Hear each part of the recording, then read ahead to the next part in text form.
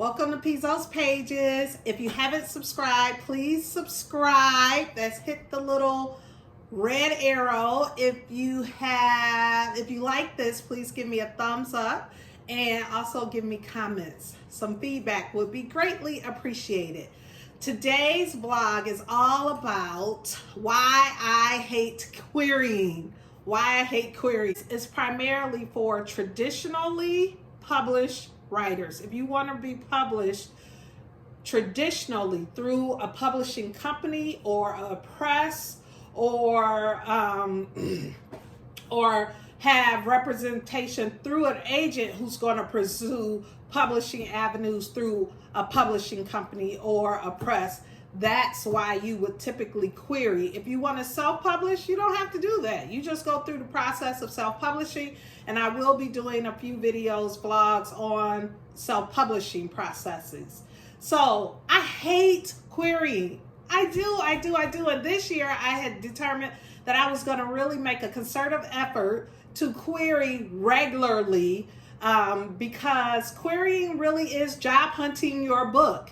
And what I tell my young college student children and young people that I mentor who are in the job market and in the job search, that typically in order to expect to get a job, you have to put in at least 100 applications to really generate interview interest in today's job market. Querying is pretty much the same way. I've been in this space a long time, and it seems that there is a consensus that in order to really get some bites toward looking at your work, you need to be submitting at least 100 queries. Once you hit 100, if you haven't received any requests, if no one seems interested in reading a full of your work, then it's time to revisit the work, maybe put it aside, maybe work on something else and see if there are some issues, get it in front of beta readers and see if there are some issues in it that you need to correct before trying to fish it out there again. But so that's a big number. It's a big number. And so I want to explain the process of how you get to that 100. Very similar to job hunting. You have to do the research to find who's hiring, and then you have to pull up their job description, see if your credentials match the job description, and then apply for the job. And oftentimes applications that are not entry level require an essay, they require an application, they require you gather your transcripts, they require you submit documentation, just a whole lot of stuff, maybe a portfolio of work. You have to get recommendation letters. So there's a whole process to job hunting. It is the same way with querying, just about. So I have my handy dandy notebook so I can stay on track. So if you want to be traditionally published and you need an agent, or you want to go through a publisher who doesn't require you to have an agent, you have to query. That's the first thing. Querying means that you write the concise, clear letter introducing your novel, you, and the potential audience placement for your work in that letter. So very concise. They don't want this whole long thing. When I first started querying, because I'm a writer, I used to write these big, long, flowery, beautiful letters. They don't want to see that. They are getting hundreds of these letters every single day. They need quick, concise, easy to read, very clear. So typically a query letter, I would say, is maybe a half a page long. Really clear, concise. Some writers who have been in the trenches for a really long time and they started without an agent and they developed a name without an agent, they still query and they might add 1 or 2 lines and who they are because they have a platform out there already and they're just introducing that work to the publishing company or the editor. Queries go to agents, and then agents seek out editors who will purchase that novel, that manuscript, to be published under that publishing house, okay? Most editors do not accept query letters from authors. They usually work directly with an agent, and the agent then has this network of editors that they will send work out to after they help you get the work together. But that's only after they've requested to read your novel, your manuscript, and then offered you representation through contract to represent your novel to those editors and publishing companies. Okay, so it's a whole process. So the first part of that process, to me, after you figure out all of that, what the query is, and you've written a letter connected to your novel is polished, finished, ready to go. You've had other eyes on it. You put the novel away for several months so that when you reread it, it's read with fresh eyes. It's gone through several rounds of revision. Those are, I would say, advanced writer skills.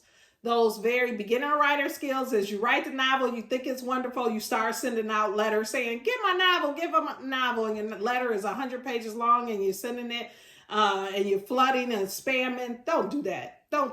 That's not what they want to see. They want to see that it's been set aside, it's gone through several revisions, other eyes have been on it to help improve it even more, and to make sure the writing is clear, engaging, entertaining, that you clearly have somewhat of an identity within that writing so that you know where that writing will place in the market, whether it's romance or children's lit or young adult, or whether it's literary fiction. All of that bubbles up when you really taken the time to develop that writing and put it out there for purchase to be reviewed by an agent. Okay, so once you do that, you have to do the research. Who are you researching? You're researching the publishing companies and the agents. Not every agent represents every genre. Not every agent is going to sell widely into like the big 5 publishing markets. Some agents are very niche agents. Some agents have their own specific wish list, and some agents will clearly tell you most agents will clearly tell you what they do not want. They will say, if your writing, I just read this, if your writing has anything that hurts children, I don't want that. That's not in what I sell, and that's not in my portfolio of authors. Or some writers will say, we want horror that deals with fantasy spaceships. Okay, so first you got to figure out what agents out there want what, and you make a list. Does your manuscript novel fit into this list of agents? Once you get through, that's so much work too, and I've done it over and over again. You go through all of these agents, or you see all these agents on Twitter and social media, then you look at their profile, you actually build some type of rapport with them, you look at their profile, and they don't even sell anything near like what you're creating. That's the nature of it. Just remember, the community is extremely small community. So once you do something to one agent, usually it's going to trickle around. I heard an agent say that agents are the biggest braggadocious people in the world. They'll tell you, oh, I got this many clients, I'm selling this many books. But in all actuality, most agents have a very small clientele that they work collaboratively within their agency. And they, agent to agent, they're talking, but they're also competing. They're trying to sell the work and they're competing, but it's a very small community. And conversations, gossip, information about authors and writers does travel among the agents. So be aware of that, okay? Be aware of that. Typically, if you query one agent in the agency, you cannot submit another query to someone else in that agency. Most guidelines say query one agent in our agency at a time. Once they give you a pass or a no, then if you see another agent that might be interested, they will go ahead. You can then query that one. They will also say sometimes in the agency guidelines, they will say that we share amongst ourselves. If we think this is a better fit for another agent in our agency, we will pass it along. So you don't have to do multiple submissions within our agency. Sometimes that happens. You have to research to see all of that, but you look up that person's name. There are several places that you can research what their sales are, who they are selling to, what kind of sales are they having on Query Tracker. That's one of them where you can see like a list of all of the book sales they've had over a course of time. But it's just research. You need to know the agency, know the agent, what they're selling, what they're looking for, what's on their wish list, and then submit according to that. There's no need in submitting your horror novel to an agent that only represents picture books. You just wasted time because they're not even going to look at that. And there's no point in sending your picture books to someone who only wants horror literary fiction. You know, that's just not going to happen. Okay, so the research is a big piece of it, and it takes a lot of time. And typically, I like to do a bulk research. So my strategy right now is I have this whole list of like 100 agents that I just found, looking up on YouTube ways to research agents. And I'm just going down with my list. I'm creating a notebook. I'll show you that in a video in the next couple of weeks, where each agent that I think my work will fit into will have its own section, and there'll be some correspondence. That's I don't really have a strategy. I don't have, some people make these lofty Excel sheets. I don't like doing that. It feels too much like work to me. Some people do Query Tracker, lets them track all of the queries they have out there.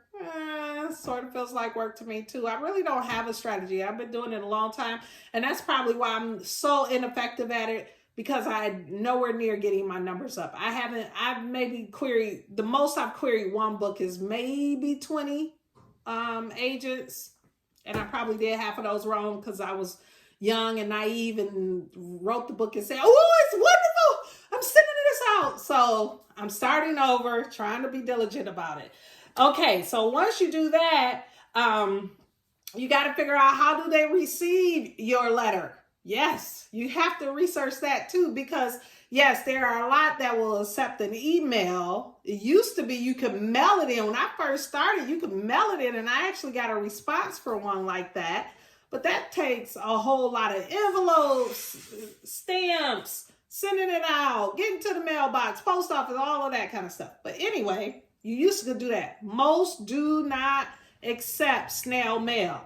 Most of them will not accept a letter through the mail anymore. Now you have to email or use their submittable document. So there is a app or a program where it's a fillable form that you submit to the agent. They have that as the way you submit your query. You fill out that form. So I really like the submittable, because I feel like it takes away the guessing of what your letter should say, because it's going to give you clear questions like, what genre is it? What is the plot? What audience age group are you looking for? What category does it fall in? So it gives you those clear guidelines of what they're looking for in the submission. But this is what I've determined about the submittable. You have, unless you record that you submitted, you have no other, I haven't found a way to track those as a reminder that you submitted. So whereas with an email, I can go back into my email history and see who I sent to and record that. I can't do that with a submittable. I haven't figured out how to see who are all the people I've submitted to. I'm going to research that and maybe do a video on it if I find out the answer. But so far, I haven't been skilled enough to figure out, who did I send all of these to on these submittable forms. So that's the bad part of it. That's something I don't like. So that's the next step. After that, you figure out how they receive the query letter. Then you got to keep track of it. Like I just said, trying to keep track so that if you see another agent, you don't submit to an agent in the same house within the same time frame, or you only submit to people who are open at the time, because sometimes they will close for submissions. You want to follow all of those guidelines because it builds a good reputation in the community. Because like I said, they're talking, and if you are totally out of those guidelines, it's like a job application. If you don't follow the directions on the job application, why am I going to bring you in to interview for the job? Because you're telling me you can't follow directions because you didn't do the application correct. And yeah, there are some errors, some room for mistakes, but the reality is you're competing against all of these other people who are writing and querying. And so they're not going to necessarily take the time to say, oh, you made this mistake here, could you correct this and we'll review it again. That's not going to happen. It doesn't happen with job interviews. If you show up at the job interview an hour late, most companies don't want to hear your tale of woe and allow you to have another opportunity. It's just like, oh, okay, we filled that slot because we had all of these other candidates that came through. Same thing with querying. Okay, so keeping track is really important. And now to the part that I hate about querying. I hate that there is typically no response. I cannot believe how many agents will not send you hey, we passed. To me, that seems so simple. We pass on this. That's all I want. I don't need a whole long, big old thing. Yeah, it's nice when an agent is willing to say, these are the reasons why I'm choosing to pass on this, and it gives you some insight on how you can make your writing better. But the reality is, writing is subjective, and one person's pudding is another person's poo. So if they give you some suggestions and you've received that same exact suggestion of improvement or revision 40 times, then yeah, definitely listen to it and probably make the changes that need to be made. But if it's just one person out of 100 that you're sending to, who's to say that really is the issue? So that's a big part of it. Is I just would like a response. Getting the response back helps me check that person off and move on. And there is closure. And a lot of agents, I do not know why they don't provide you with any response back. I don't like that at all. And I'm going to be honest, I think a lot of them that I send through Submittable is the ones who I don't get any response back at all. Now I'm going to check and see. Maybe there's something in my Submittables. Maybe there's some portal in the Submittables that they send responses through that I'm unaware of. But most of those, I have no clue. If they're out in La La Land, if they're floating around in cybersphere, I don't know what's going on with those. And that, doesn't allow me a sense of closure that agent saw it and just passed and I can move on. I hate that about querying. The other thing I hate about querying is the waiting.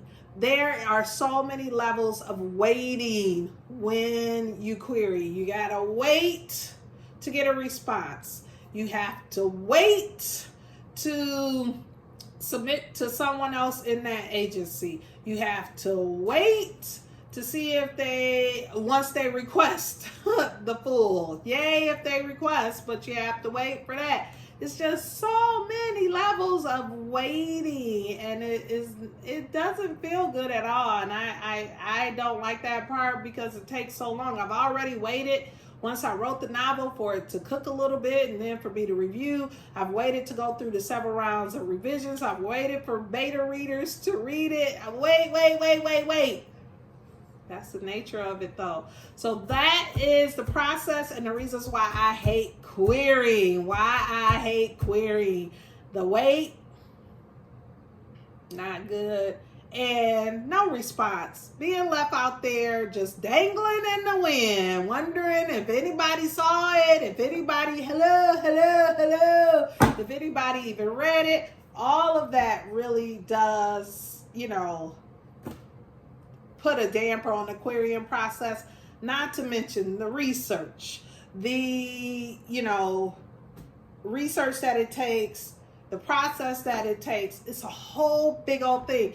And I don't know too many people at all. We all love getting a good job, but I don't know anybody who loves the whole interviewing job hunt process. And that is truly what querying is. You are hunting for the right agency or publishing company that doesn't require an agent to select your writing as a potential writer. So this year, I keep saying it, I am going to do whatever I can to increase my querying submissions, to increase it, period. I'm going to really buckle down. I'll give you a little, I had a nemesis of mine get a deal. And that's motivating me to really up the ante and get some things done. I've kind of relaxed in all the other great ways I'm engaging with the community and still writing, and I need to get that work out there because there are young minds and young readers who need my words.